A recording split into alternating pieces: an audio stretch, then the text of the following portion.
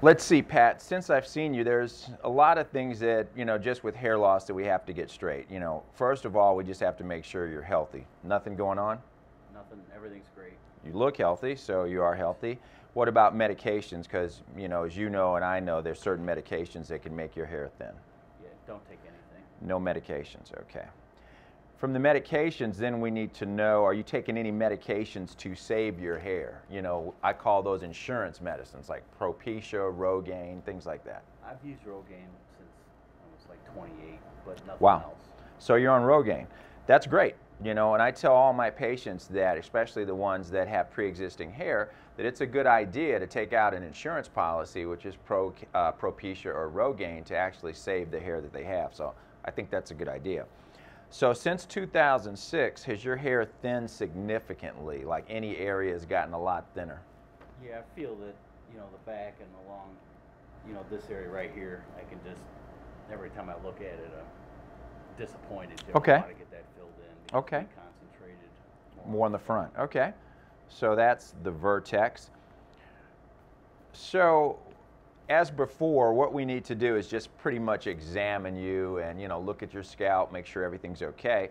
I want you to rotate your chair just toward me a little bit. I want to, this way, yeah. I want to look at the back of your head. Because what's important, just like before, this is the donor area. This is, and I know you know all this, but I have to repeat it, but this is the donor area. This hair is resistant to the balding hormone, so we can remove this, move it wherever you want, and it stays basically forever. So what I'm doing basically, we had a strip done before where we got out a lot of graft, so I'm looking, number one, for that scar. And some people just heal extremely well, so I cannot see it at all, which is a good thing. I can kind of feel it. You can always feel it because there's a healing ridge. It's right in here. But your hair looks awesome. These are the things we look for in the donor. We look for density. And an experienced eye can tell what's dense and what's not dense. His hair is very dense. If I had to guess, I'm going to say we're at least 80 to 90 follicular units per square centimeters. That's really good, Pat. The next thing we look at when we're doing FUE transplantation is the texture of the hair. His texture is coarse. That's also good. The girth of the hair is good. It's not fine. It's very thick. So everything looks good, and his hair has a curl. All that's good for a successful transplant. I don't see anything here that scares me or gives me pause. The donor looks great. If you're doing a strip, then you test laxity and all these things like that. But I don't need to test that at all. So this looks great. So your donor, again, Pat, really looks well. I mean, it looks like we've done nothing back here. I can't see the scar. I can kind of feel it. So you've had a great result. And some people heal very well from strips. Some don't heal very well. But one thing is for sure, when you have an FUE procedure, it's going to be, again, very hidden. Nobody's going to be able to see it. And you can wear your hair really short if you want to. Okay. You could wear yours pretty short now, but some people just can't do that, okay? So I guess this is bothering you back here. Is that right? Yeah, that and just a little. On these alleys here. Right. These are called the alleys. Okay. And this is called the vertex. So the good thing that I see here, that you have some hair here in the vertex. It's not completely bald. So all we have to do is, is fill it in. Or as my kindergarten teacher said, just stay between the lines. Hey, Don't cool. color outside of the lines. We're going to color inside the lines. The thing that you always have to know when we put hair back in the vertex, the hair goes kind of in a circular fashion. It doesn't shingle flat. So it never looks as thick as the hair that we put in the front. Okay. So we're going to color within the lines, we're going to fill it up, but we can't promise you that you will not see scalp. Sure. I would be remiss if I said, hey, you won't see scalp and so forth and so on. You might not, but you might, okay? So if we tilt your hair back, I guess this is what's bothering you, just the vertex here, and we call these the alleys. This part on the sides are called the lateral humps, and for lack of better terms, this is called the alley as it heads back to the vertex. So, putting some density in the alleys, both sides, and the vertex won't be a big deal. The texture of your hair is great. It's curly. Curly hair can make up for density like crazy. I mean, you're probably, as far as donor, very gifted. I mean, that's great. what we need to do now is just get an approximation of how many grafts we need.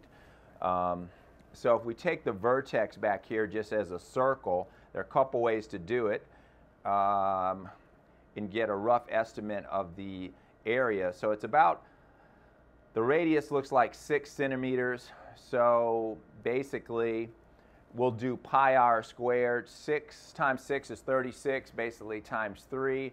So we're looking basically at 100 square centimeters back here. So it's going to take roughly 2,000 grafts plus to do what we need to do in this area, okay? And a little bit more for these alleys. But again, your hair is perfect for this procedure because the texture is good, the curl is good. There's nothing here that, you know, really gives me pause. You can turn back around. Let me see the front here, okay? And as far as everybody, we should always give everybody a diagnosis. You know, I am a doctor, so we should give everybody a diagnosis. Your diagnosis, you're what we consider a Norwood 5 over Norwood 6, which doesn't mean much. It's just a pattern that's on the charts. A lot of people always say, oh, is that bad? You know, like, is that a cancer diagnosis? No. It's just telling you, you know, on the chart, you know, where you are, okay? Which doesn't mean much. We just have to give you a diagnosis. So today, you know that I don't do the strip anymore. Right. Right. So today what we're going to do robotic hair transplant, FUE transplant, and I know we've talked about this before. What kind of drove you to do that new technology instead of this strip again? And the strip has served you well. Yes, it did. Yes. And that's what I was thinking that I would do again because I wasn't aware of the new procedure that you're doing. Right. So when I went to your website and I found out about it, I watched your film that you did and what you talked about. It sounded great. And then I came in and talked to you about it after that, and I was sold right away, looking to do it and get active again quickly without having quite as much downtime. I like that. And that's exactly why I do it, you know, because the results are great. You know, the hair looks the same. The back is better because it gives you options. So, and you wear your hair longer, but one day you might wake up and say, hey, I want to wear my hair short, you know, like yours, Dr. Yates, or like anybody else. You know, you want to wear it short. So this gives you the ability to wear your hair short. It gives you less downtime, no stitches, less pain. What could be better than that? How about it? Right. Yeah, it's great. I'm looking forward to it. Okay, so any questions for me? I mean, you're going to be a great patient because you've had it done both ways. You know, a lot of patients who come in that we do FUE, they're like, oh, this is great, but I have nothing to compare it by, you know? Yeah, I'm very comfortable with you and the staff that I've met, so I'm not even worried about it. I'm looking forward to it. Okay, so no questions. We've got the plan. I think everything looks good, so let's go. So Pat, what we're doing now is just preparing your donor. We're shaving back here. And when we use the ARTIS, a lot of patients, and the ARTIS, of course, is the robotic system we've talked about. A lot of patients will shave all their hair in the back, you know, to give us a lot of access. But a lot of people like yourself that have to, you know, get back to work and don't want to really shave their head all the way down for whatever reason, we can kind of sneak it in and just kind of shave a segment and pull the other hair over it. And that's what we're doing for you. Great. That's awesome. And with the hair transplant, the way you want to actually end up with the hair transplant, you want densities to be the same. You want the back density to equal the top density to equal the side density. So when you do a hair transplant, a lot of people think that you're taking hair from here, moving it here, and the hair grows back here. It does not grow back here. I don't care if you have a strip or an FUE. When you leave today, you'll have the same amount of hair that you did when you came into this room this morning. The only difference is what? That we moved it to a place where you need it. And that's very important because a lot of people think, hey, you know, you move some hair here and it grows back. Does not happen, okay? So with FUE, the good thing about this whole procedure is we can selectively thin out areas in the back, thicken areas here, because a good hair transplant, the end result, you want densities up here to equal here to equal here. And a lot of people with hair transplants, I just think the way they style their hair, this hair here is so thick, even though we've recreated good density here, it never looks as dense as it could be because the eye sees thick hair here and thin hair here, even though this is relatively thick, it just doesn't look as thick as it could be.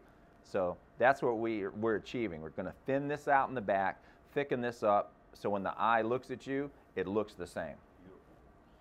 I mean, the thing about a donor scar, and And when I used to do donor scars several years ago, I'd always say, well, it heals up like a tiny line in your hand, which most of the time that's the truth, but it still will not allow you to wear your hair as short as you want to. You know, I don't care how good it looks, and yours looks as good as it's going to look. I can barely even feel it anymore. Right. But the thing about makes people, I think, successful in life is the ability to have options. No matter what you do, you have to have options. You don't want to be locked into one thing. So when you do a donor scar on some people, it locks them into one hairstyle.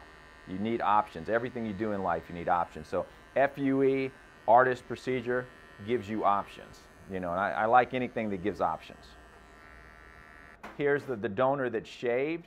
We've kind of done it in a way when he leaves today, when we comb this hair over here, you won't be able to see the area that we're kind of punching out. You can see his donor scar up here is well healed, well approximated. He had a trichophytic closure. Trichophytic means hair growing through the scar, and that's about the best you can get for a scar. I did this scar, you know, years ago, and I always did trichophytic closures, but I'm still a firm believer that the FUE procedure, where you punch out each follicular unit, is far superior to this. 1, cosmetic reasons. 2, post-operative pain. 3, no stitches.